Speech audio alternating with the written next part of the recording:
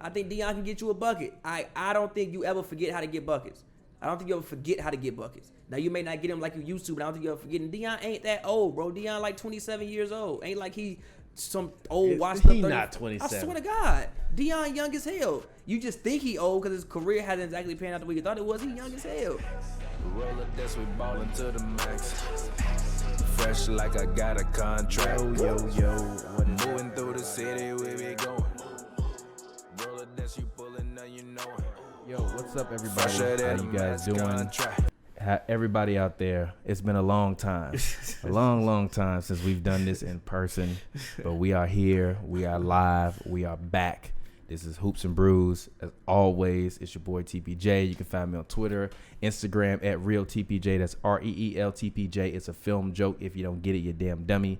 And as always, this show co-stars rap extraordinaire Pavy. Go ahead, get your plug in, talk to the people, let them know where they can find you. As always, man, follow me on Twitter at PavyWorld, Pavy World, all one word. Go check out Pavers.com. And yeah. Yes, and today we actually have a very, very special guest. Pavy actually was the person that really put him on my radar.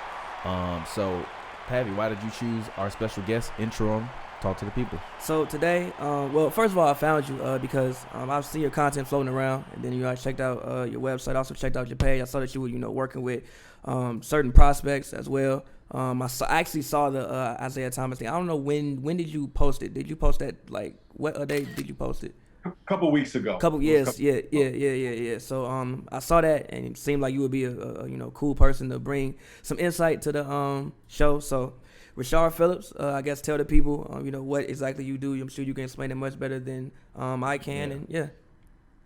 Well, first of all, I really appreciate being on you guys' platform. I've done my thorough research on you guys, and if people don't know, I run Sports Talk 2319, which is my own media company, and what we thrive on here is prospect scouting for NBA prospects, covering the entire landscape of college basketball, just creating platforms for multiple prospects to speak out on. The number 2319 is the amount of points I scored in college, 2,319 points. Okay, which is a miracle representation of overcoming adversity. So I'm going to give you guys a scouting report real quick before we get started. Okay, let's do it. 2 young black African-American guys getting it done, and I'm such a fan of what you guys bring to the table. Thank you, man. Appreciate that, man. Thank Hoops you. and Brews. Thank you, very man. much. I appreciate that. Thank you. It. Seriously, well, man. I appreciate that personally. Thank you very much. Thank you. For real, man. Thank you. And you're welcome back anytime. Now that we've officially made the connection, anytime you want to come back and talk hoops, you're more than welcome to come back. Even, in doing my research about you and just kind of seeing that, you were, a person that looks at a lot of, draft prospects. I've been seeing a lot of, now that the NBA is starting to trend and come back a little bit, I'm starting to see a lot of those internet articles from your favorite, writers bashing certain athletes and who they are and kind of what they can do on the floor. So I'm going to be very interested to hop into that conversation. But you specifically had something that you wanted to talk about. You have a special, thing coming out for the fans. Talk to the people about what you have going on.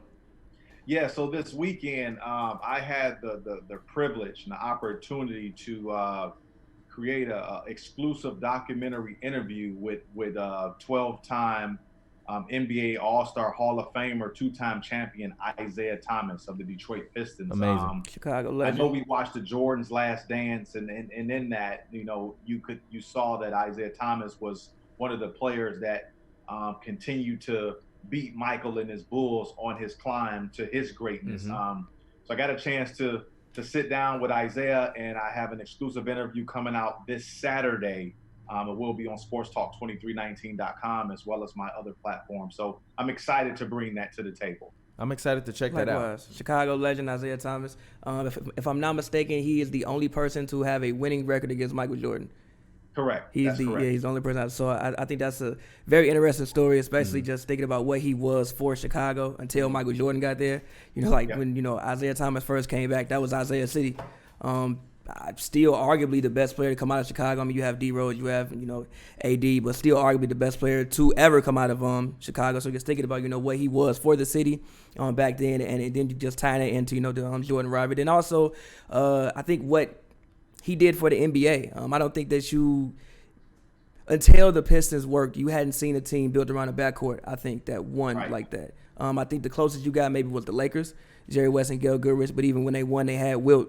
This was a team that was more so specifically built around the backcourt. You really hadn't seen a team win like that. So it broke down a lot of barriers as far as like what you thought was a winning formula with the NBA. So I'm very interested to check that out. We'll, like you said before the show, we'll make sure that we get that out to the fans. Yep. I'm sure our fans will be interested in checking that out. So salute you for your work on that. Yes. Appreciate it, fellas. Thank you. So, speaking of NBA prospects, that's one of the first things that I wanted to talk to you about.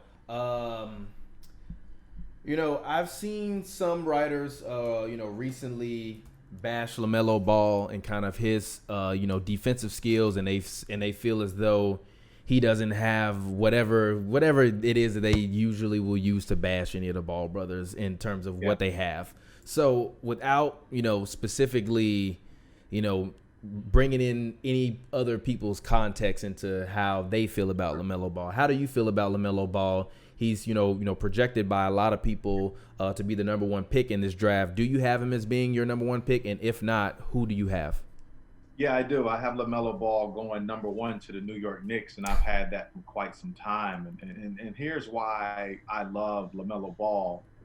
When you look at the landscape of the NBA, it's changed to more ball-dominant point guards. Yeah. Mm-hmm. And when you look at the superstars in the NBA, or the guys that are the table setters, the Ja Morants, the Trae Youngs, the guys like that, teams are starting to build around players like that. See, I look at point guards that are dynamic, like superstar quarterbacks. And when you look at the NFL draft, you never see teams pass up on superstar quarterbacks because every team needs that focal point. Mm-hmm. When you look at LaMelo Ball, with his size, his vision, his ability to make plays for other people and score the ball, but not only that, he has a magnetism about him. He's box office, and that's what you want. So I really love what LaMelo Ball brings to the game, and I look for him to have a tremendous career going forward. Really? What do you think about people's criticism as it pertains to his defense? And because I feel like that is the thing that everybody's looking to kind of as his Achilles. Well, shooting to, because his percentages over in Australia haven't been the best either. Shooting. I'm not worried about him shooting the ball because he's 6'7" now, 6'8", 6'7", 6'8". As long as he can get to the rim and hit free throws at a fairly high clip, whether it be 83 to 85%, I think he'll be all right in the NBA. I think especially he doesn't have his man body yet. This is true. That's the same thing we were talking about Lonzo before when it came in the NBA and got injured a bunch and was inconsistent. He still didn't have his man body yet. Lonzo is just now getting to like his real actual man body. LaMelo is that 4 years ago, and he's 6'7", 6'8". He still might grow a couple inches. He's only 18 years old? Yeah, 18. Yeah. So yeah. So I still feel as though it's a lot of criticisms, but I mean, I think he's going to come in better than most high school players would have came in at the same age. Am I tripping? No. Anytime you're 18 years old, I mean, you're not going to get a full packaged basketball player. Nobody usually comes into the NBA just fully ready. That's why we call them prospects. So when you look at LaMelo, you hear the things of, his defense is not this or his defense not that. It's easy to nitpick a prospect because all of them have weaknesses. They have strengths and they have weaknesses. Mm-hmm. But I like to look at, in LaMelo's term, is that his strengths outweigh his weaknesses. In regards to defense, that's something that he'll be able to learn going forward. He'll be taught that by the coaches, trial and error. The way the NBA is played today, there's not as much defense as people try to put emphasis on that anyway. So LaMelo's going to sell a lot of tickets. He's going to be exciting, and as his career progresses, he'll get better from the weaknesses that people say that he has, which one of those is his defense. And one more question, because there are a couple other prospects that I want to bring up to you and get your opinion on. But as far as if you could maybe give some previous comparison for Lamelo, I think one person that I've thrown out many times on the show is Penny Hardaway. Do you have any previous comparisons to maybe put them in context for some people who maybe haven't seen as much footage or maybe aren't as familiar with Lamelo? Yeah, I wouldn't. Penny Hardaway that's a tough one. I'm old school, so I'm gonna take people back. I'm gonna make people do their research when I bring the comparison. Okay. But LaMelo Ball reminds me a lot of Steve Smith. Ooh, okay. I like that name. I like Really? that. Okay. I like that. I like like that. that. I like that. I like that. I like that. And a lot of people don't know this, so I'm gonna tell this to your It's listeners. gonna be the name of this episode. LaMelo Ball is Steve Smith. Yeah. Before Steve Smith got to the NBA, Steve Smith was a point guard at Detroit Persian High School. He was a 6'8" point guard that can score off the dribble, that can shoot it from deep, and that can deliver passes. And as he got to the NBA, he was so versatile, he switched his position from point guard to shooting guard. Mm-hmm. But before he got to the NBA, go look up Steve Smith at Michigan State on YouTube and look at the clips. A lot of LaMelo Ball in terms of size, vision, ability to score, and just having that it factor. So that's my comparison with LaMelo Ball, Steve Smith. I like that one. Okay. Another prospect, a guy that I'm actually a big fan of, Anthony Edwards. What do you think about Anthony Edwards? What do you think he, projects to? Do you like him? Do you dislike him? What do you like about him? What do you dislike about him? Yeah, what I love about Anthony Edwards is he is the prototypical shooting guard. His ability to put the ball in the basket at a high clip, but not only that, he's extremely explosive. We were talking about physique in LaMelo. He's already built. Anthony is already built. Mm-hmm. He has a really strong foundation physique that he can take a pounding. He can deliver contact, absorb contact, score. Obviously, he still needs to get better on the defensive side of the ball. But again, a lot of these prospects, Mm-hmm. they always struggle on the defensive side of the ball because they really work on that end of the court. He reminds me a lot. Again, I'm old school, so I'm going to take people there. He reminds me a lot of Mitch Richmond. So if people want to go back and look up Mitch Richmond, he was the 1/3 of Run TMC back in the Golden State era with Tim Hardaway, Chris Mullin, and Mitch Richmond. Anthony Edwards gives me those vibes. I believe he's going to put the ball in the basket from day one, and teams are going to really love the team that drafts him is going to really love what he brings to the table, and that's scoring. But do you project him to be as good of a shooter as what Mitch was? No, I don't. He won't be a great shooter like Mitch, but he will be a great scorer. That's fair. That's fair. Another guy, Obi Toppin. Incredibly athletic to me. I think he's kind of like, at least in stature, the prototypical wing for today's game. What do you think about him? Love Obi Toppin. He's one of my favorite prospects. I had the pleasure of I played against his assistant coach, Chris Greer, over at Dayton. And when I spoke to Chris, he just told me that, Obi is a deer. Like he wins every sprint. He works extremely hard. Mm-hmm. And what Obi brings to the table is a winning mentality. He has a lot of Kenyon Martin in him. He's powerful. He's fearless. But I think he's going to tap out like a player like a John Collins for the Atlanta Hawks. He reminds me a lot of him. A hybrid type of forward that can pick and pop, pick and roll. His hips are a little stiff. So I'm a little worried with him guarding guys like the Jason Tatums and Brandon Mm-hmm. Ingrams, because those guys are really wiggly with the ball. Yeah. But the upside that Obi Toppin brings to the table in his age, his maturity, he's going to really be a great addition to whatever team drafts him as well. And one last guy I want to go over specifically before I kind of get your just wide opinion on the draft. James Wiseman. Obviously, there's been he's been in the news a lot, obviously, with the whole situation happening in Memphis earlier this season. What do you think about James Wiseman? What do you think he, projects to be? And also, what do you like and dislike about James Wiseman?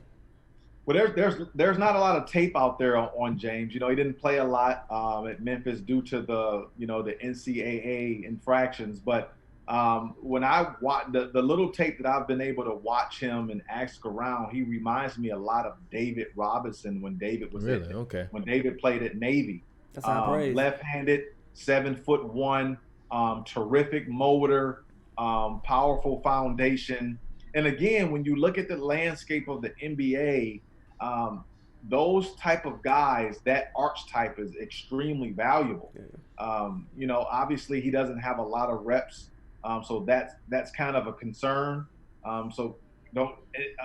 Fit is going to be very important for Wiseman, depending on what team he goes to. I would prefer him to go to Golden State, where he doesn't have a lot of responsibility, but he still can contribute at a high level. Okay. So just as far as this draft overall, I think it's for one a very weird draft year. Obviously, you know, you don't really get to have a combine.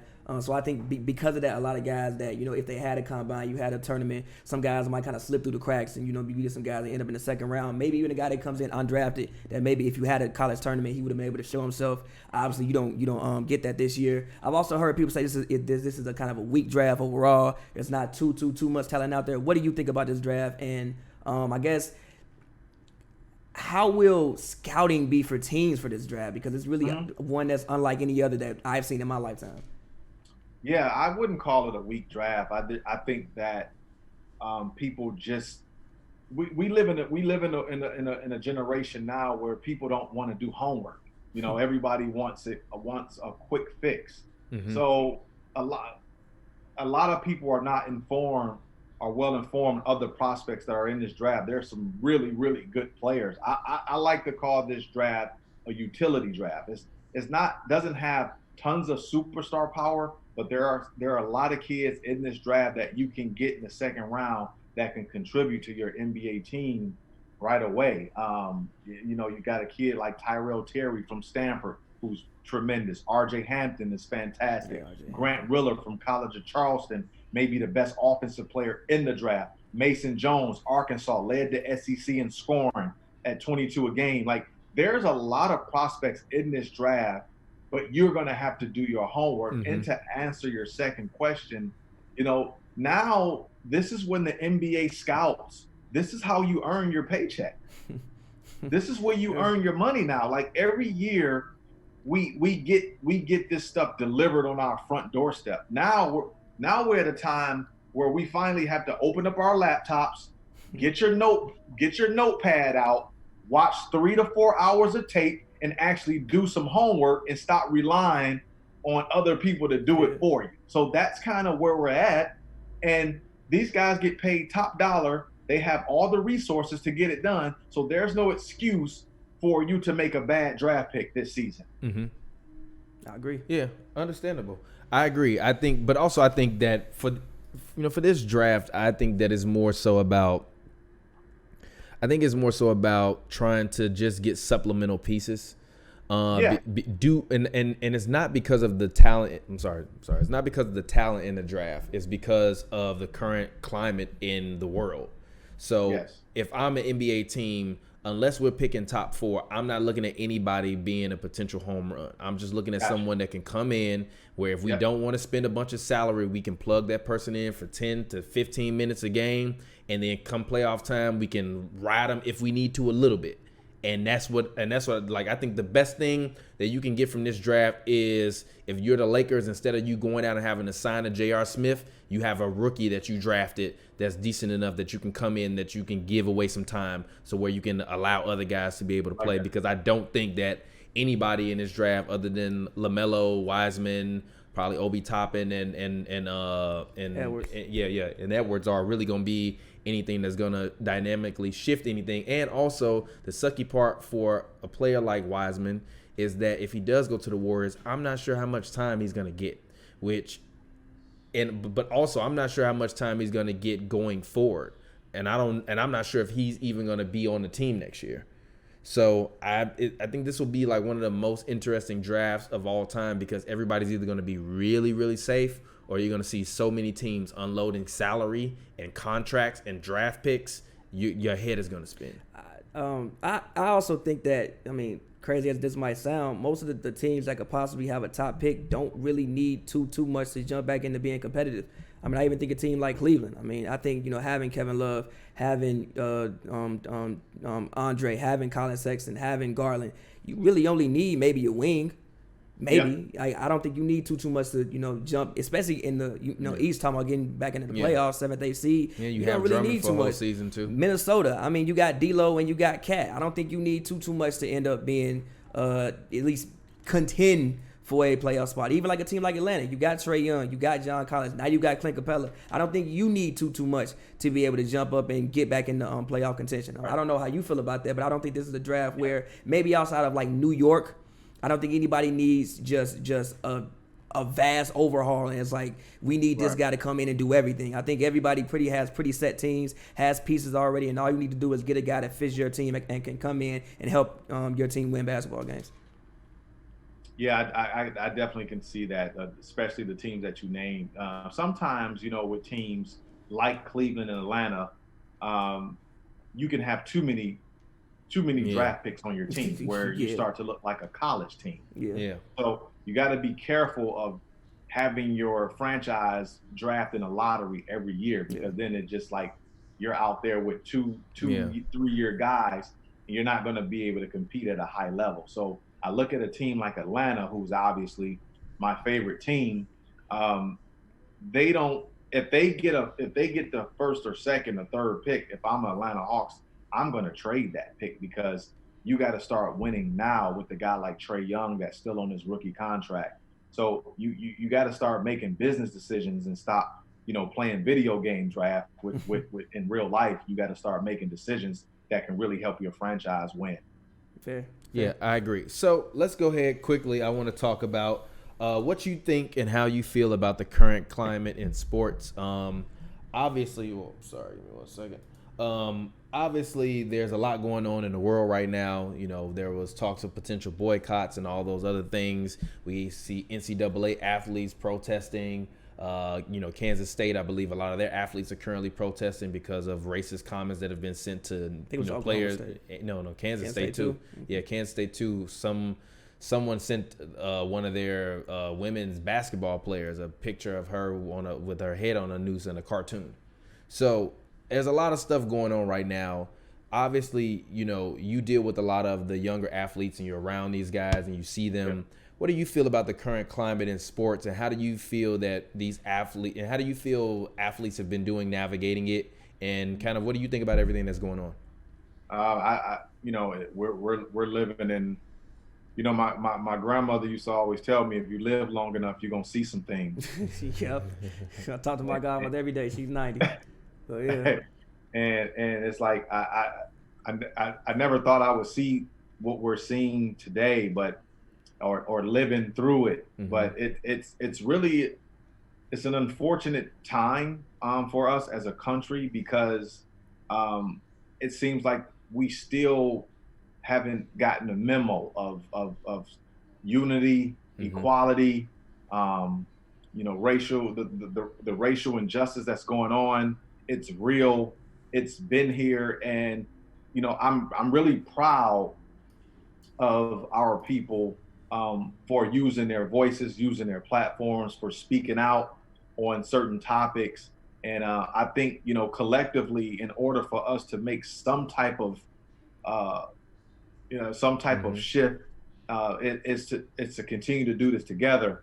When you look at, the college athletes and what they're going through, it's really a sucky time for them at this age, 20, mm-hmm. 21, yeah. 22, mm-hmm. to have to deal with something like this. Like, yeah. I couldn't imagine going through this when I was 21, 22 years old, in regards of, with social media and, getting mm-hmm.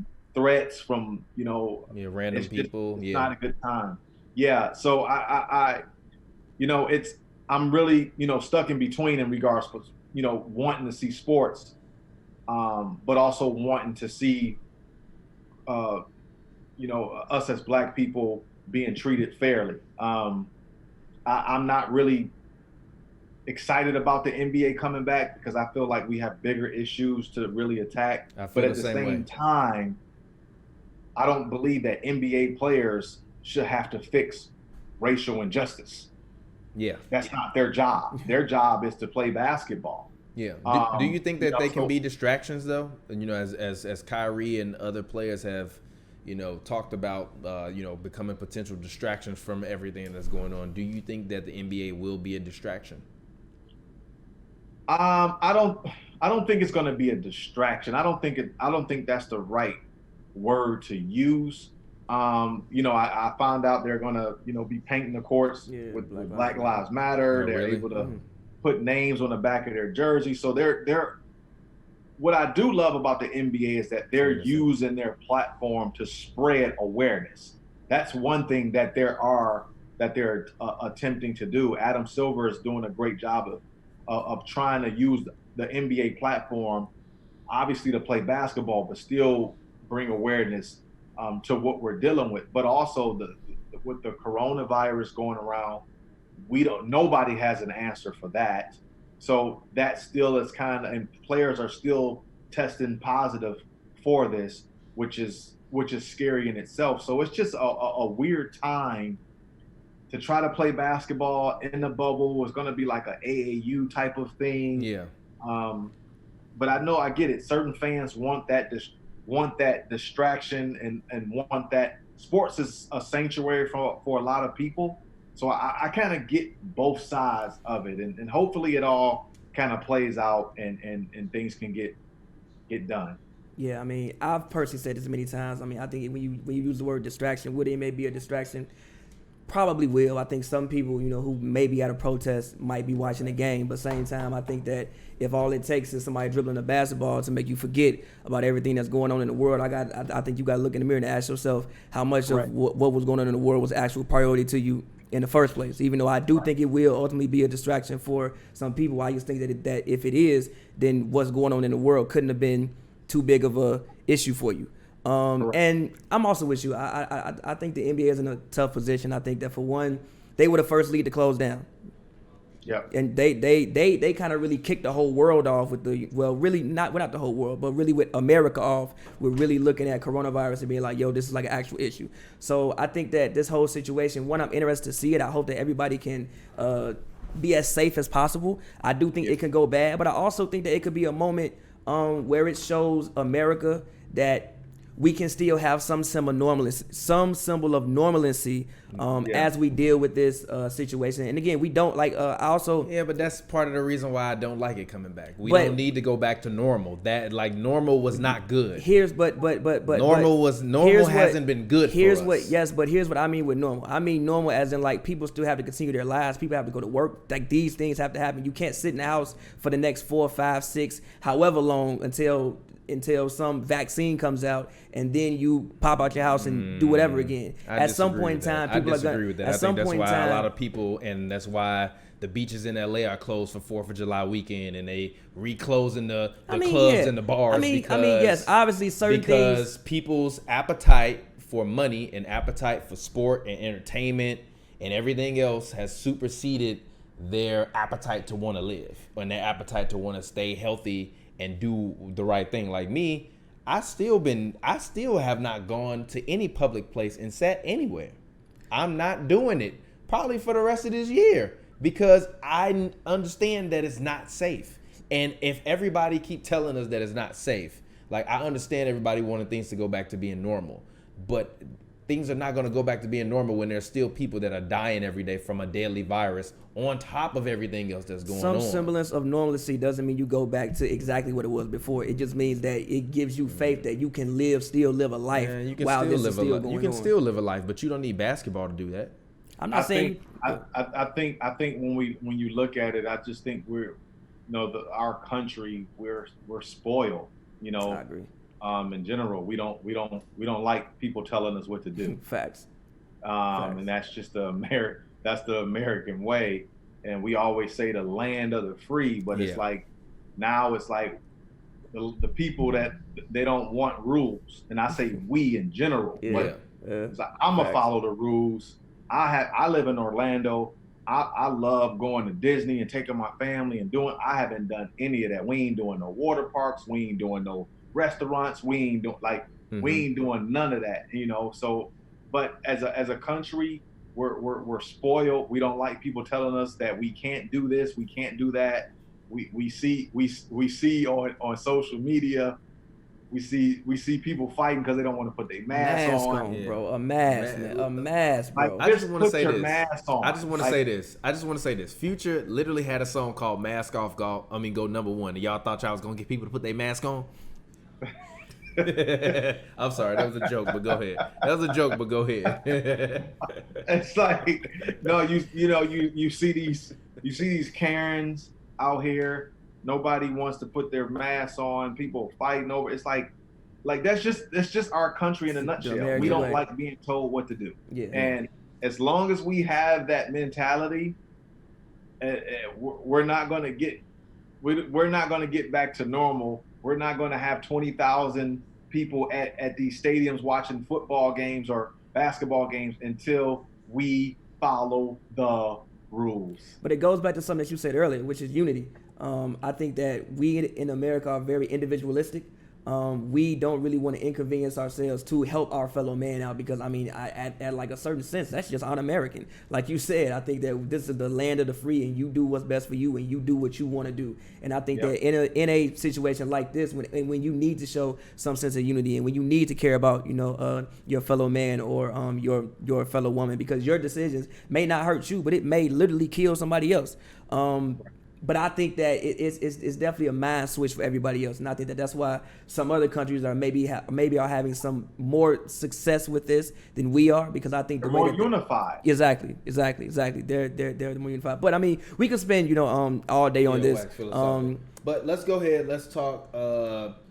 Obviously the bubble. Obviously the bubble is the bubble. It's happening. It's locked in stone. We have the schedules. Pretty much, I'm sorry, keep it with the P's. I need to get my pop filter. But pretty much, we see that, over the course of about 2 weeks, we're going to get an insane amount of basketball games, every day, all day long. How do you think this experiment will work out, and who do you think will win the title? Man, I don't know. I think we're going to see some of the worst basketball we've ever seen, first of all. Really? Really? Man. Now, do you say that from a defensive perspective, or do you say that in general? No, just in general, because, you guys took 4 months off, and then you come in and it's supposed to have, it's going to be some bad basketball, and I'm really afraid of injuries, too. Yeah, likewise. Just throwing guys out there, and then they supposed to be playing in championship form. I just think it's going to be, it may end well, but I don't think it's going to start well. I think it's going to be ugly, and then eventually guys are getting routine and could eventually, fall in place. And I don't know. I look at a few teams that maybe have a chance to really do their thing. But I'm really concerned about just the individuals, honestly. I have a better question for you, because obviously that's like so broad, because who knows? Like, nobody knows even what anybody looks like. You don't know the guys are in shape. But that don't mean you can't see. That don't mean you can't say who you think can win the title. Hold on. The question that I do want to ask you is, do you think there are any teams that this? Hold on, but did he say who he think was gonna win the title? No, he said you don't know. Come on, pick somebody. Stop that. I don't want to hear that. Don't come on. This is the show for hot takes, Rashad. We need a hot take. Come on. You want a hot take? So let's go. I'm gonna think. I think the Clippers are gonna win it. Okay, I love that. Fair. I love that. Do you? The comment section won't, but I love that. Do you have any teams or teams that you think that this whole style, this whole whatever it is, will benefit? I think that maybe younger teams, a team that's younger can maybe catch some teams off guard. Just go out there, play fast, and run up and down the court and score some points. So are there any teams that you think this style could possibly benefit, and they can maybe do some things that they wouldn't normally do under normal circumstances? I like the Raptors. I think the Raptors could really will really benefit from this hiatus, just because they won it last year. Obviously they had Kawhi, but still a really, really good team, well coached. I think they're going to be a tough out. They got some really good players, obviously, and Milwaukee as well. So Milwaukee and Toronto are going to be the two teams that that could really, I wouldn't be surprised if they win the whole thing. Are there any lesser teams that you don't think maybe could win it, but you think could make a run for it due to what's going on? I really don't. I mean, maybe the Memphis Grizzlies. It sounds funny because obviously they put the schedule where they don't want the Grizzlies to make it. They want Zion in the now the wait a minute. Well, okay, look, I will only say this. This is my only defense of the NBA in this particular instance. The Grizzlies were supposed to have a tougher schedule to end the season. The True. Pelicans were supposed to have literally, I think it was like either the first or the second easiest schedule to finish the season. Correct. So if you're the NBA, you can't punish the Pelicans because COVID happened. You have to still give them the same and equal amount of opportunity that they would have had to have made it before, based on the strength of their schedule. Now, the one thing I will say is Memphis was banged up and very, very injured. They are a team that is healthy now. So Ja, I don't want no excuses. Big Ja, you said fuck 12. You better go out there. You better play, or 12 gonna be on your ass. 12 gonna be saying fuck Ja. I mean, you had Justice Winslow, who was hurt. I don't even know what he was hurt with, but he's back now. I think Jonas. He was also extremely out of shape this season.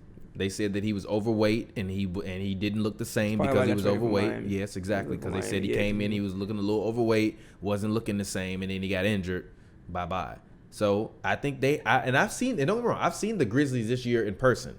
I've seen Ja Morant in person. I've seen him up close, been in the Grizzlies locker room, all of that. And from the game that I saw, even though Ja didn't even score like 35 or 40, whatever, I literally think that kid is going to be one of the 10 greatest point guards to ever play basketball.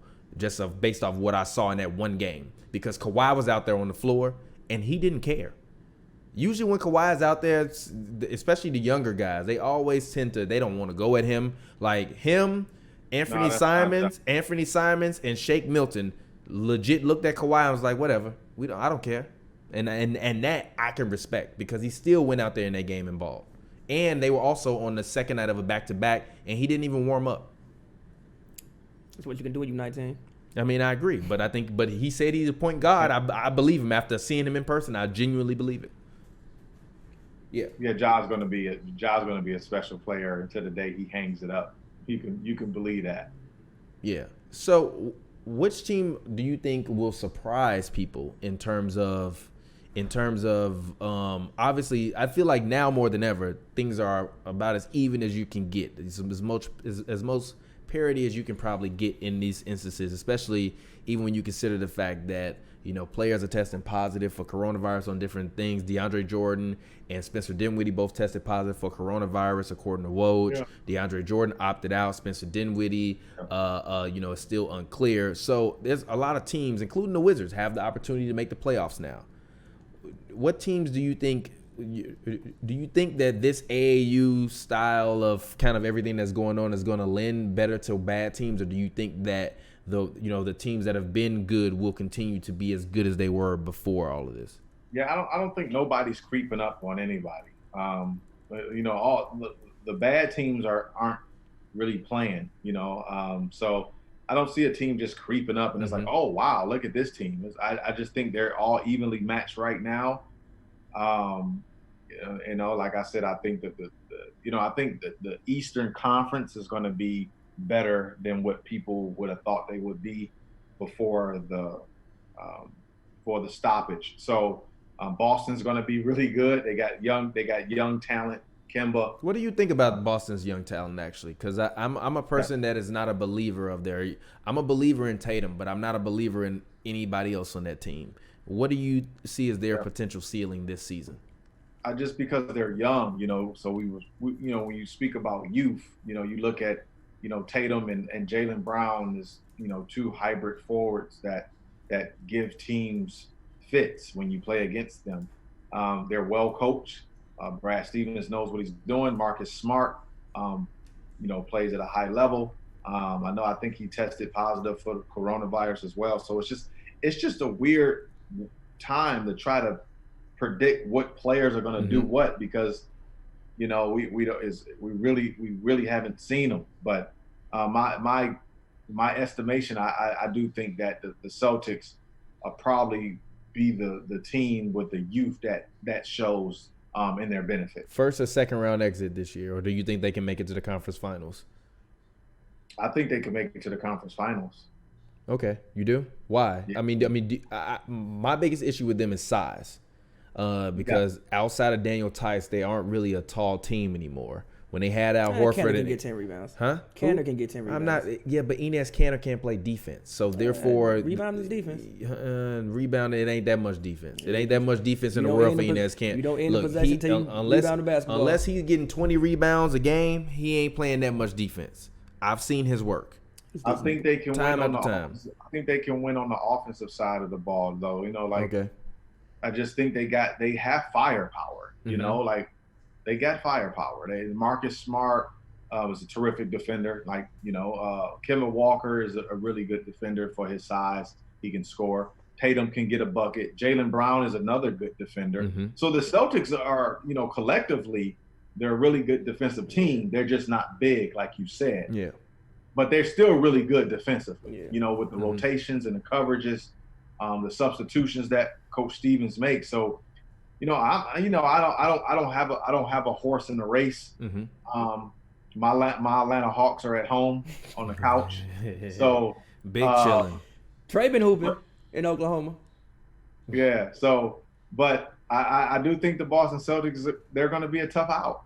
Okay. Fair. All right. So last topic, because I know you said you got to get out of here in probably about like 5 minutes, unless you had another specific one. I was going to ask him about the same thing. I'm very interested to hear. I mean, because you seem like you're a basketball historian. Obviously you doing a documentary. Very unique answers too for that draft. Exactly. Pick. I mean, you said Mitch Richmond, you said Steve Smith, some guys that aren't. I mean, obviously, I think people know who they are, but I think that they're not the popular. They're not the popular names. Like I think Steve Smith at this point in time is known more for maybe even sometimes his commentary than his basketball ability, unless you saw him play. So, I guess who are some of your just favorite, not at all best. We're not talking about the best and none. Just who throughout your lifetime have been some of your favorite players to watch play basketball and why? And can you tell me who your GOAT is? I really want to know that. Oh wow. Yeah, a lot of my favorite player probably to watch, obviously, was Allen Iverson was my favorite player to watch. Mine too. My hero. Well, not my favorite player, but one of them. Like he's not in my top 5 favorite players of all time. But if we're talking about favorite player where when I cut on a game, I want to see him, AI is one of those players. Like, I didn't personally love AI, but his game on the floor was crazy. Yeah. Just to watch was Allen Iverson was the guy I always just wanted to watch. Like I watched all his games when he was at Georgetown on Big East Mondays. I would get home from high school practice and watch Iverson do his thing at Georgetown, and then obviously followed him in the NBA. Derrick Rose was another. Oh man, player. we both of us are from Chicago, me and D Rose were in high school at the same time. Obviously, I didn't go to the same high school as D Rose, but we were in high school at the same time. Like there was a point in time, and at least when I was 14, 15, where if LeBron was playing and D Rose playing in high school, I'm watching D Rose play in high school. So like I mean, I feel it. So yeah, I'm a huge. I just believe that Derrick Rose. We were as fans, we were cheated of Derrick Rose greatness. Yeah, I believe he would have went down as a top 5 point guard ever to play the game. He said Derrick Rose wouldn't. I'm sorry. He said Steph Curry wouldn't exist if Derrick Rose wouldn't get hurt. The same way that we know him, no, he wouldn't. I you know what? I have to kind of agree with you because I just think that what Derrick Rose was on his way to do, it was obvious what he was doing because. He was the youngest MVP of the league ever. Okay, this is facts. It's not my opinion. This is facts. Yeah. This is facts. Facts, no printer. Yeah, he was the youngest MVP ever at 22, and he was going to win 2 more of those MVPs. If he doesn't tear his knee up, if Derrick Rose doesn't tear his knee up, the Chicago Bulls would have won one of those NBA championships that the Miami Heat won. Fair. And you can give him one more MVP. And he would go down as a top 5 point guard of all time.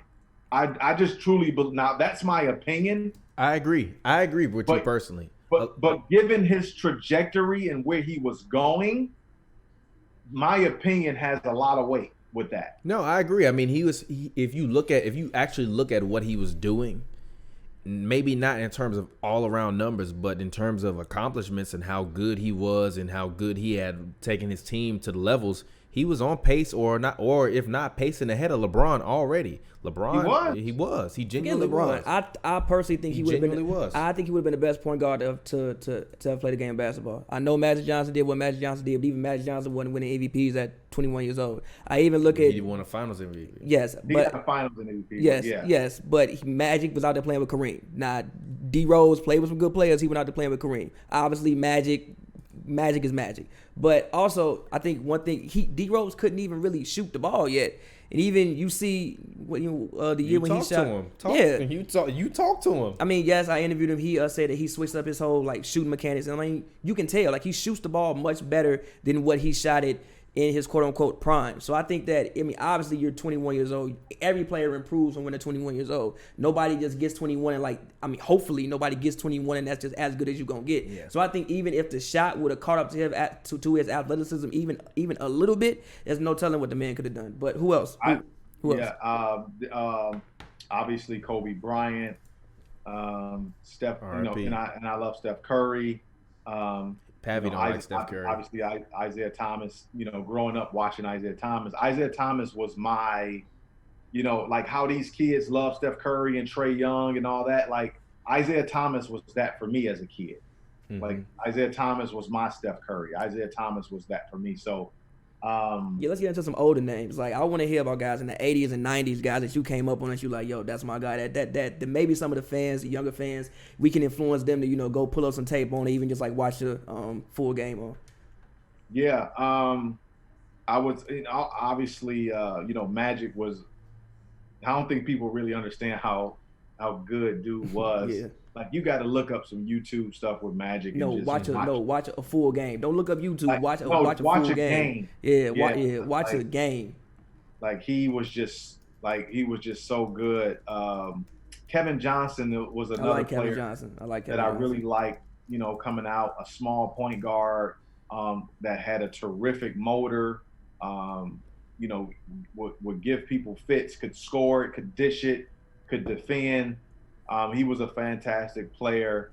Clyde Drexler doesn't get enough flowers of how tremendous of a shooting guard he was. So, I mean, Pavy's not a big Clyde Drexler The more fan. I've went back and watched a lot of those Blazers games. I like actually those Blazers teams are some of my Blazers team to watch. I think Terry Porter doesn't get enough credit, and I think Clyde gets too much credit. Terry Porter was phenomenal. I think Terry Porter doesn't get enough credit, and I think he was probably born like 20 years too early. But the way he shot the ball, if he plays right now, and he's putting up like 7-8 threes a game, I think Terry Porter probably was born too early.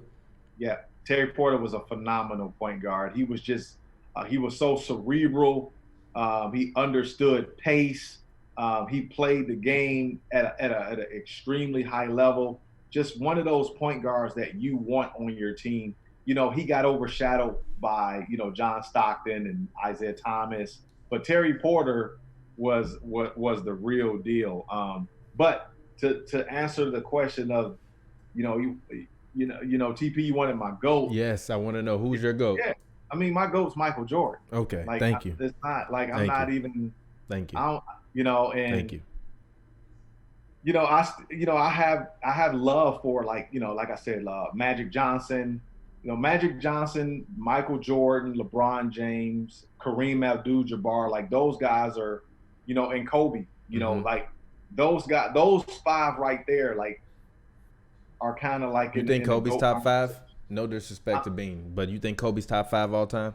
I think Kobe's the most skilled basketball player to ever play. He was more skilled. To me, Kobe was more skilled than Jordan. I agree. Jordan was a better scorer, a better athlete. But when we talking about skill's different. Yeah, Kobe was a better ball handler. Facts. He was just, his footwork was a little bit better. Facts. So that's why I like Kobe Bryant in that regard. And it is what it is. I had Kobe in my five, before he passed. So those are my guys. Like Michael Jordan is my GOAT. Just nobody transcended the game like Michael Jordan. Mm-hmm. Nobody ever will. Do you think LeBron can catch him? No. I agree. Thank you. You can't catch a dude that never lost in the finals, and not only that, but what just did you say to other people who say that? Yeah, he didn't lose in the finals, but he lost other years before the finals. What do you say to people that say that? That's moving the goalposts. Thank you. That's moving the goalposts, because what counts is when you're playing for a championship. So when you get to that, when you got 7 games to win a championship, Michael Jordan never lost. It's like it's like for me, I love LeBron. You know, I do. So this is not me saying I don't like LeBron. Like, I actually love what LeBron is and what he stands for. I think it's unfair to actually compare LeBron to Michael Jordan. I don't think it's fair to LeBron.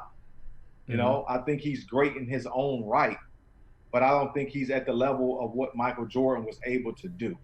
Statistic-wise, LeBron's going to blow people out of the water.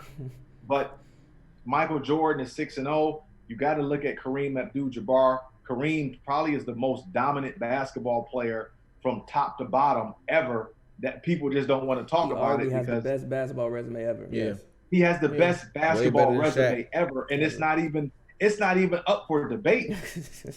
Yeah. If we really just gonna keep it 100, Kareem Abdul-Jabbar has the best basketball resume ever. And it'll never be duplicated by a wide margin too. I mean, you look at his high school career, you look at his college career, margin. His NBA career. He won every year in high school too. Yeah, I mean, he's 7 feet. Who beating Kareem in high school? Turn around. He won all the titles in high school. Then he went to UCLA and did it, and he's still the all-time leading scorer in the NBA history. And might not be caught. And still may not be caught. Nobody talks about that. Yeah. I agree. True.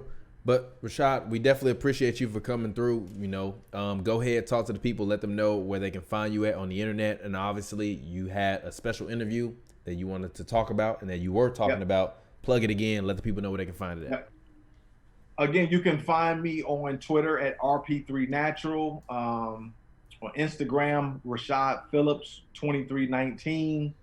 You can subscribe to my YouTube channel, which is Sports Talk 2319. You can go on my website, sportstalk2319.com. There you would find all of my draft prospect stuff, and as well as my podcast with my co-host, two-time NBA champion Kendrick Perkins. Guys, it's been a fantastic time being on your platform on Hoops and Brews, and anytime I can stop by and give you guys some old school basketball knowledge, feel free to reach out to me. Thank you. We definitely appreciate you very, very much for coming through. Please, everybody, make sure you follow him. He is on Twitter. Please let the people know where they can find you specifically. What are your Twitter and Instagram handles? It's RP3Natural on Twitter and Rashad Phillips 2319 on Instagram. Thank you very much. We will definitely hit you up once the season gets going again, so that way once you actually can see some basketball, I want to hear some more hot takes. But I appreciate it. Thank you very much. Thank you. We appreciate it. Thanks for having me. Talk soon. All righty. Of course, man. Shout out Rashad. Appreciate him coming and blessing us with Rashad, not Rashad. Rashad. Shout I just want to make sure we don't butcher his name. Rashad. Yeah, shout out to Rashad. So our first time doing that. That was actually really cool though. Actually, I mean, it was odd to where I'm out looking, but it was really cool. We only got to look that way because of the camera. I know. Because you don't want the whole. But can he see me if I look in this way? Where is he looking at? No. He was looking at us from there. Okay. That's why I was also saying that, because he was looking at us from. He was looking at us from there. I just had him on the screen here. Fair. But anyways, man. All right, so topics I got left here. Better chance to win the title, Lakers or Clippers, or what do you want to talk about? Yeah, let's go ahead. Let's talk about that. Obviously, J.R. Smith, according to Woj, is now a Los Angeles Laker, or at least it's going to officially happen. It's on the way. Lakers or Clippers, you heard Rashad say he's going for the Clippers. He thinks that the Clippers are, if he had to pick right now, the Clippers are the Lakers. Or did I say Lakers or Bucks to win the championship? I said Lakers or Clippers. Who has a better chance, Lakers or Clippers? Clippers, I think. I think just the fact did anybody on the Clippers opt out yet? Not to my knowledge, no. By the way, DJ and Spencer got the Rona, so they might not. No, I said that. You didn't hear me say that? I mean, you said DJ. I ain't. No, I said DJ and Spencer. I said DJ. DJ not playing, but Spencer said he's weighing. They said he's weighing. I said that. You didn't hear me say that? He was in a whole nother zone. I said. I literally said Wolves reported that DeAndre Jordan and Spencer Dinwiddie both got coronavirus. Well, anyway, the thing. So you don't know who's playing for the Clippers, but nobody has opted out for the Clippers yet. I think that bodes well for them that nobody has opted out. I think we're getting. I think July 1st is like the deadline for opting out. I think the soft deadline was a couple of days ago, but like the hard deadline is July 1st. So it looks, we 3 days away from it. Ain't nobody said nothing. I ain't heard nothing. Look like it may not be coming. Yeah, if I'm the Clippers, we going to win that title. We not. No. Look. If I'm the Clippers, we going to win that title because we not going to just let Bron get the title. Like we was beating their ass all year long. I'm not just about to give that title up to LeBron. We cooked them in 2 games, and we honestly got outshot and didn't play smart in the 3rd game. I'm not giving Bron that title. Trez want that max. Lou will want that title before he retire. Pat Bev want to growl in somebody's ear. Kawhi want to sit silent and hold his trophy. And PG want to look flossy with a fly fit and hold the trophy and get his picks off. So trust me, they coming back. Coming back. So if I had to pick between and Mook want that money next year because he know he messed up when he didn't take that contract in San Antonio. A championship? You know how great that would make him look next year? Yeah. Oh, come on. Yeah. And also, I think just being in that situation like that, I think you can't discount Doc. I think Doc is somebody who players love. I would personally love playing for Doc, and I think that when you stuck with your team and with your coach in a bubble for however long, I think liking the people you're with is a very underrated quality about winning, especially at this point. I think usually you don't have to like people to win with them. I think right now you might have to like somebody to win with them. Actually, can we talk about this? Can I change the topic? I actually want to talk about this, and not in a bad way. We're gonna circle back to this. But how will coaches coach in NBA bubble? How do you think the coaches will be able to coach in the NBA bubble? I've seen reports that have said that basically that the coaches won't be allowed to be on the sidelines, and they expect the players to essentially remain socially distanced when not on the court. How?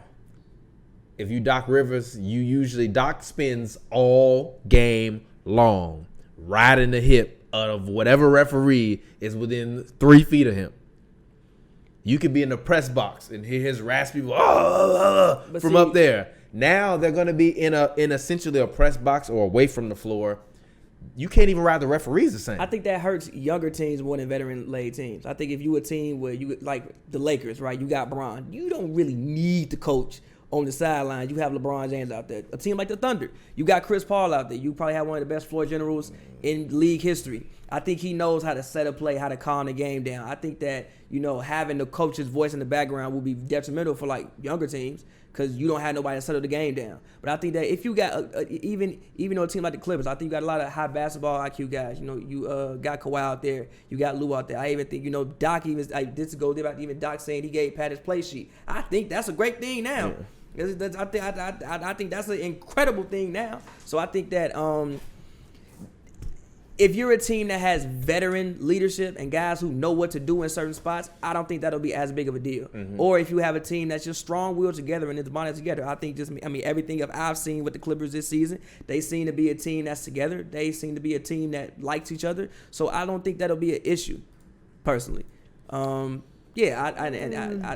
I just personally think Doc will figure it out. I think it's going to be a big issue. I think it's going to be a big issue in general. I think it will be depending on the team. That's why I said let's change the topic because I didn't want it to just be about the Clippers. I agree with you. I think it's going to be a big issue for every team. I agree. I think that even the urgency at which coaches are able to call timeouts or even just being on the sideline and you putting up a stupid shot and your coach just shoot you a look like, what was that? That's enough within itself. I've also seen Doc plenty of times during timeouts. One of the things that he loves to go and do is, especially during the game or what, depending on, no matter how tight or whatever it is. Usually, if he calls a timeout, he's slapping every player's hand before they go to the huddle, and then he does his little waddle out, talk to T. Lou for about 20 seconds, draw up a play, and then he go over to the huddle. Even that within itself, I think it's something that you can't. It takes the emotional level out of it, and it makes the game much more cerebral for the players, which I think is going to be at an extreme disadvantage because all of them players that they say are stupid and don't know basketball. We're gonna see who knows basketball. But again, that's why we gonna see. Yeah, but again, that's why I say I think veteran leadership, and it's like certain players when you have them on their team. For instance, the guy like the Thunder, I think is literally a team to watch. I think Chris Paul is one of the best floor generals the NBA has ever seen.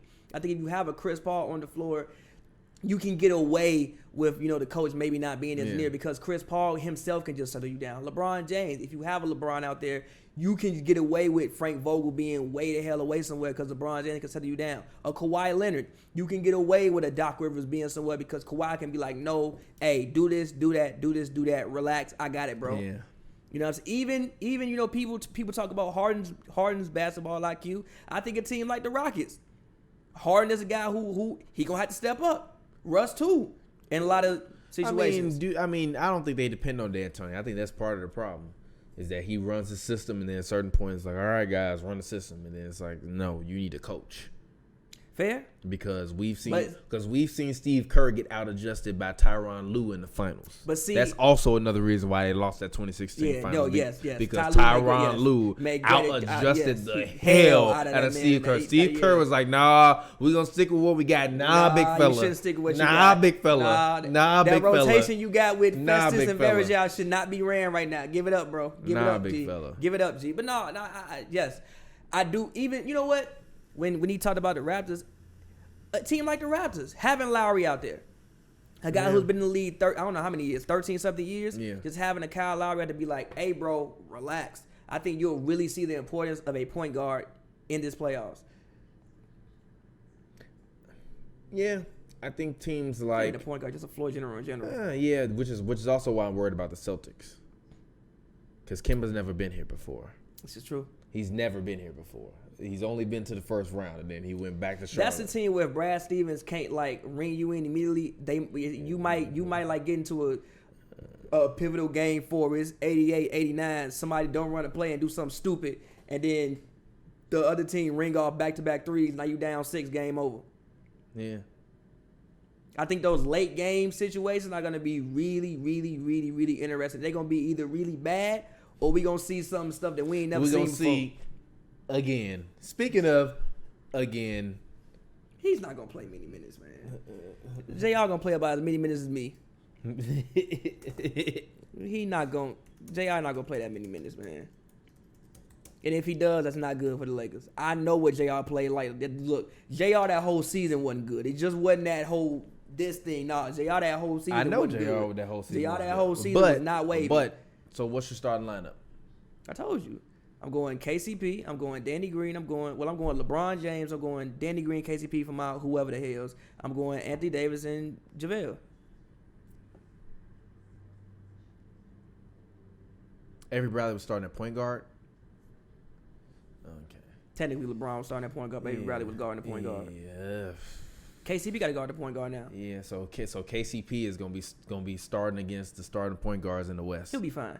KCP gonna give up 30 a game. He not gonna give up 30. Yes, he is. KCP starting point guard, and then KCP isn't bad against guards. Okay, fine. Forwards. So what's your bench rotation then? My bench rotation, obviously, I'm gonna have to use Caruso. So Caruso will be my.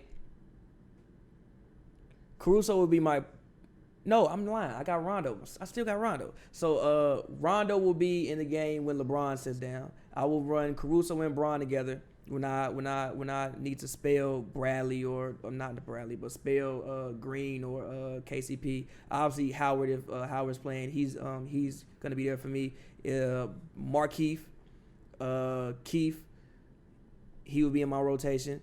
Who? I want to give Waiter some run. I really want to give Waiter some run in certain spots. Not a lot of run. Not a lot of run at all. Just like if we in the, we in the second quarter, we ain't scored a bucket in 3 minutes, I'll throw Dion in the game. I think Dion can get you a bucket. I don't think you ever forget how to get buckets.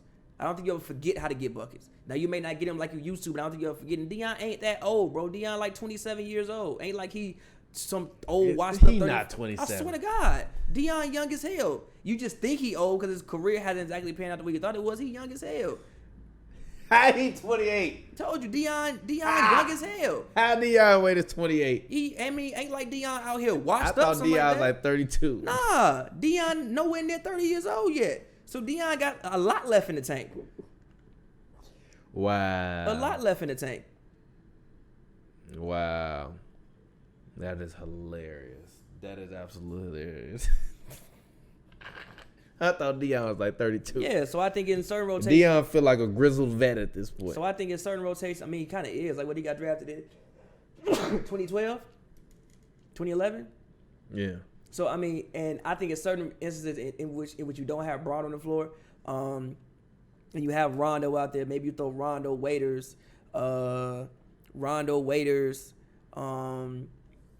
Kuzma. I forgot Kuzma. Kuzma obviously in the rotation. Kuzma, Keith, and like AD out there. And you know, if you're struggling to get a bucket, like I said, throw Deion out there because I think Deion can take anybody off the dribble 1-on-1 and make something happen.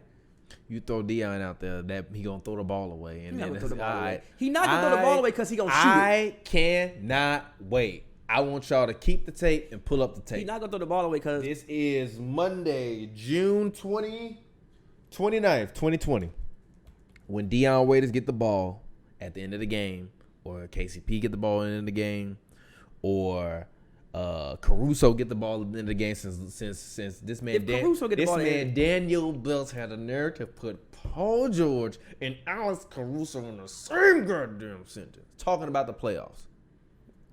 Dubby, I mean, you got Dudley out there also. It's not. No. Dudley. It's gonna be the most hilarious thing I've ever seen. Go ahead. Dudley is a good team defender, and also you talk about guys. You need veterans in situations like this. Luckily, the Lakers do have a veteran-laden team. This will even be where having Rondo will help. Rondo, I still think Rondo's one of the best floor generals in the NBA. People can talk. People can say what they want to say about Rondo. The one thing Rondo is a floor general. Is he not? If I give Rondo the ball, I trust him to at least. I trust Rondo to not throw the ball away. Rondo been out for 4 months. But I trust him to not throw the ball away, G. I just need you to settle the game down, G. Even if we miss the shot, don't throw the ball y'all away. better hope Rondo don't go full Rondo. What's full Rondo? I don't think Rondo's terrible. I never thought Rondo was terrible. It ain't about Rondo being terrible. So what you mean full Rondo? But we've seen what Rondo can do in a locker room when he ain't getting sick. He don't need to get on this team. All right. Wait until you get a random Rondo blow up in the middle of the playoffs and he's mad for some reason on the sidelines. We really only the coach is up in the booth. But we really only seen one Rondo blow up, and that was in Dallas. Yeah. For one of the greatest coaches in NBA history. Yeah, but that was because not top 5, not top 10, but top 25. Yeah, but that was at a different time. That was a different time for Rondo. Also, they weren't giving Rondo the ball. They weren't letting Rondo handle the ball. The Lakers at least let Rondo be Rondo for the most part, except when they put him on the floor and stick him in the corner. But other than that, they will let Rondo be Rondo. I even think with Bradley being out, you even have to let Rondo be Rondo some more. Because you really, I mean, how many other ball handlers you got, really? Like, dead ass ball handlers. Alex Caruso, because he's on the same level with Paul George. So you got Caruso and you. So I still can't believe that man. That man really said that to me. See, I'm just saying no. So basically, right now, if you're talking about ball handlers, you got Rondo, you got Caruso, and you got Bron. Before you at least had Bradley, that's one more ball handler. Avery Bradley not a ball handler. Yeah, yes he is. He's not. Yes he is. Yes he is. He's not. He can bring the ball up court, set the offense, pass the ball. No, he can't. I literally was at the game. He can do that. All He's done that mad games this year. He's not gonna do that in the playoffs. He can bring the ball up court, call a play, pass it to Bron, run anybody can do that. Daniel Boobie Gibson can do that. Okay, he was a ball handler. Yeah, he was. He was. That's about all he could do. Ball handler, and clank a three. No, he did get hot in that like one playoff year until he met Tony Parker. He can clank a three. No, I'm not gonna let you do that. He can hit threes. I'm not gonna let you do that. He was hooping until he met Tony Parker. He met Tony Parker in that final series and stopped hooping. He was hooping until then. Everybody was hooping until they meet Tony Parker in the finals, including LeBron. Not everybody. Shut him down. Finals MVP. Nothing you can do about it. Run. Hide your kids. Not everybody. You heard me. Not everybody. You heard me. Not everybody. You heard I feel you. But let's get back to it now that we kind of went on that tangent. Lakers versus Clippers. Opening night. Hold on. Reopening night. Reopening night, Lakers versus Clippers. If it happens, because who knows? Who knows? Literally, like we still got 30. We still got a whole, bro. We still got a whole another 30. We still got 6 more months left in this year. Dog. You know how long All-Star game? You have far away All-Star game feel like it was 3 years ago. It feel like a different decade. Like I looked like All-Star game feels like it was 3 years ago. I looked the day that was like, yeah, coronavirus been out 6 months. I'm like, damn, that's it, G. It feel like the Rona been out on a Drake run. I remember that night Rudy got the Rona. We literally, I pulled up. I had drove all the way to Hollywood. I'm like, I'm going to Pavy studio session. Pulled up. Got there. Woj alert. I'm gonna go home. Rudy Gobert has coronavirus. I'm like, yeah, I'm finna go home with my family. G. Like, nah, I can't go. I cannot go. But Lakers Clippers. Yo. I'm looking at the first game, and I think this is gonna. Just give me. I'm like, I don't know how to. This is gonna establish. First game is gonna establish who is gonna win the championship and who won't. No, yes, it will. I think it will. You wanna know why I think it will? You want because I think if the Lakers get smoked, I already know what it is. If the Lakers beat the hell out of the Clippers, then I'm kind of going to finally, for the first time all season, question what's going on the Clippers side. I'm not putting all season long. I haven't questioned them. Even in the last game in which they lost to the Lakers, I didn't question them because it was a loss. It is what it is. But they get smoked the first game coming back. I don't want to hear no excuses. No, because Braun been the main one to play. How your team wasn't ready, big fella? I'm not. I don't want to hear it. And it would be just like Kawhi to come out and drop 55 in that game. Especially because of after all of the shit. Big Y ready. Everybody was talking after LeBron won versus the Clippers and the Bucks. I know. Trust me, Kawhi heard him. Kawhi heard him. He heard him. Heard him. It's just like Big Y ready. You know, Kawhi probably don't leave the house no way. So you know, ain't nothing wrong with Kawhi. Kawhi probably been cooped up in the crib with his family and the basketball, staring at the TV like feeling basketball, watching TV and going to hoop. Probably watching not good one Netflix, word. Watching good Netflix. Bron probably be in the crib yelling that first take every day. Kawhi just be in the crib like. Bron probably be in the crib having a great time. Kawhi just been in the crib just there with his family. Going up, hooping, coming back in the house, being a family man, going back out in the backyard, hooping again. I want to know what Kawhi's first thoughts was when he first saw his child. It was probably like, it's a baby. Like Kawhi, how do you feel? It's a baby. Nah, Kawhi. The one thing Kawhi is actually hilarious though. Like I was even watching the Christmas game last year. Kawhi, not last year, this year. When his interview he did with I forgot who interviewed him after the game, but Kawhi's hilarious. Somebody from Kawhi ESPN. Talks more than what people think he does. No, he talks a lot. Even we literally got like an hour worth of footage of him talking. He was like, "How do you gonna get there? I'm gonna walk. I'm gonna walk." He said he came out next day. He was like, "So did you walk?" He was like, "Yeah, I'm tired." Yeah, I'm tired. I'm like, "Gee, you funny as hell, bro. You funny, dog. You hilarious, bro." Shout out Big Y. Happy birthday to Kawhi too. Happy birthday, Big Y. Yeah, shout out to Kawhi's birthday today, so happy birthday. Shout out to Kawhi. But I think if anybody gonna come back and can drop 55 in LeBron's face on opening night and put all the conversation to rest, I think it's Kawhi. And I also think that if, like I said, the Lakers can reasonably I'm not saying that they will lose every single game on their schedule, but every single one of those games can be lost by the Lakers. They aren't playing anybody that I don't think can beat the Lakers. Cannot beat the Lakers. No. I think that every team can lose to everybody. I think the Clippers can go 8-0. No, I think anybody can lose. Just like Rashad said. Like these aren't Rashad. These aren't bad teams. Like these are quote unquote the top. Supposed to be the top 22 teams in the league. Ain't like you going out there playing Hornets. Hornets ain't there. T-Wolves ain't there.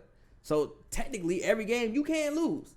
Now, obviously, certain teams, a team like the you Nets. better beat the Nets. Yeah. Any team that little low key. the Nets better go 0-8. Yo, low key. Washington might make the playoffs. I'm gonna.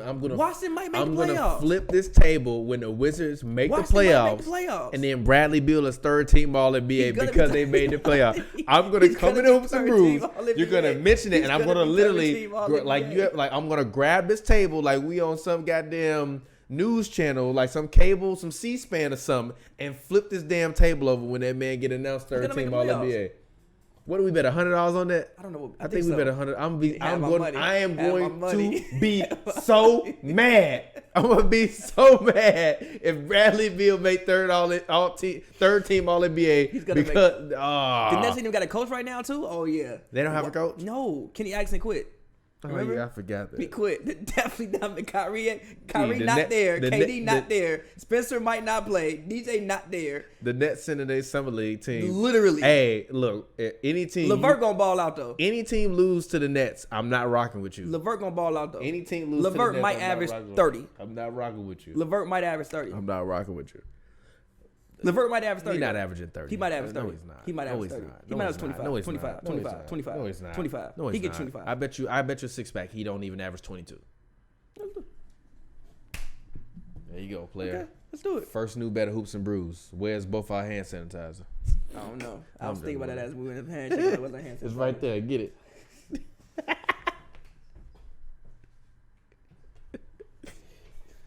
See? I tried to social distance us. I really did, but it's not enough space in this area in which we shoot Hoops and Brews. I ain't even put the curtains up. Technically, we still. I ain't even put the curtains up today. I forgot. Technically, we still like. we still like 3-4 feet away. Yeah. We ain't, but still, whatever. Yeah, but yeah. So yeah, Washington actually might make the playoffs now. Is John Wall playing or is he not playing? No, he's not playing. Okay. Hell no. You think John Wall playing? He could. That's a real. You think John? could. Yeah, all right. He could. He was doing reverse. reverse dust before the season ended. You know what? What do you expect out of the very first game, Utah and New Orleans? I expect Zion Williamson to drop 36 and 12. Word on the street is he's in shape. I hope so. He spent the whole off season, even when it was limited, he was still going, and the NBA allowed him to still work out at the facilities because his knee was messed up. So he was still going out. Gee, What? right, the NBA funny as hell. How? So couldn't nobody How? see besides Zion? G? No. They allowed the Whole player. world got a virus, No, but wait a minute. Zion different. Whole world in quarantine, but Zion different. Really, G? Really, G? So you mean to tell me, G, can't No. nobody go up there but Zion? No. Zion, he good. No, they said Lonzo, sit down. No, they Zion, said- you good. They said players that were in rehab assignments He were was allowed on to the court. use He was what you mean he was in rehab? He was gonna play the night the season got canceled. Motherfucker went in on there rehab. He was alright. He was. Alright, man. He was in the- NBA. I feel y'all. I understand. I would do the same thing They- because look, it is a business. We need you to work. You cannot fail. Work. I mean, You got to at least go to the All-Star game 10 times. I mean, yeah, work. but that could have been detrimental to his knee though. If he would have came back, he was still doing rehab assignments. Shit. He's still going If in it with was the detrimental physical to his knee, trainers. why was he on the court, G? Huh? Why was he on the court? Yeah, but he wasn't in shape though. So I expect him to come back in shape. I expect his knee to come back. He better be in fully shape. Fully rehabbed now. He better be in no shape. excuses. I think he's gonna drop 36 and 12 on opening night. He gonna turn Rudy Gobert into a crepe, and He gonna come back 45 And right every after, like, NBA yo, what is- player that was mad at Rudy Gobert for touching the mics and making and basically making them have to cancel the season, they're gonna be vindicated. You ain't even seen no pictures. Zion probably like 260 pounds right now. No, he ain't 260 pounds. Literally, I've seen some reports floating around the internet that he been working out. Yeah, I and said, on yeah, rehab. 260 is him losing 25 pounds. He was 285. I know. Yeah, he probably come out I like mean, he's 260. still big as hell. I know. I said two. That's why I said 260. That man to walk around solid 260, 6'6", 260. What? That's a NFL lineman height. This man jumping out That's the gym. Julius Peppers. No, that's like fucking. When you told Scott he looked like a Loki Nada. It's like a Loki Nada Duncan. G. Like what? You heard what I'm talking about? After we did Shot Olympics and he was drunk as hell. He said, yo, man, like a Loki Nada. Shout out to the future Hall of Famer. Hello, he not. Is he really though? Yeah. He's one of the greatest. He's one of the greatest offensive linemen in NFL history. Okay, he's a future Hall of Famer. He is. He is legit. When he retired, they was mad. They was like, "Yo, you retired? Why you retired?" He's like, "I'm done." He's big as hell. But I guess you got anything else you want to talk about? No, I think we're good. Yeah, man. I felt like that we had a good episode. This episode. John texted me and said Rashad is one of the coldest hoopers ever from Detroit.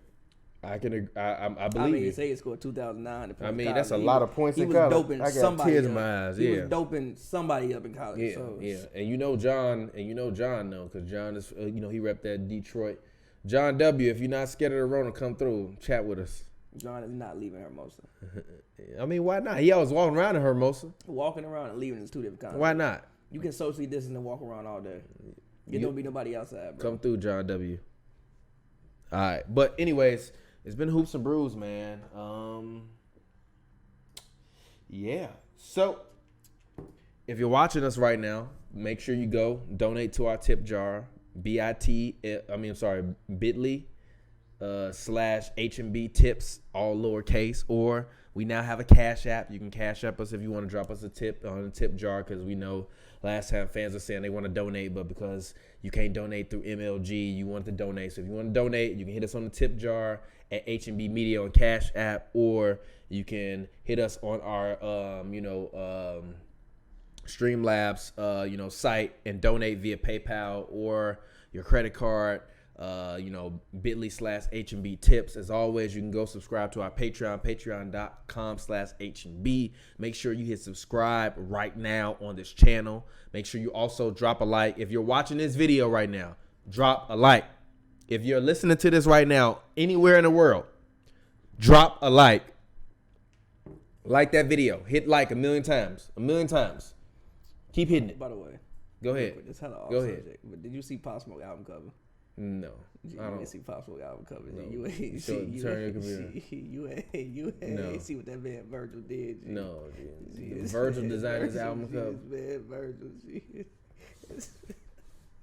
They need to arrest this man. Gee, Virgil need to be arrested. Gee, Virgil did that. Somebody arrest Virgil. We need a Smoke, man. Why they do my dog like that? We need a citizen's arrest. We don't want the police to go arrest Virgil, because we know what might happen. We need a citizen's arrest for Virgil Abloh.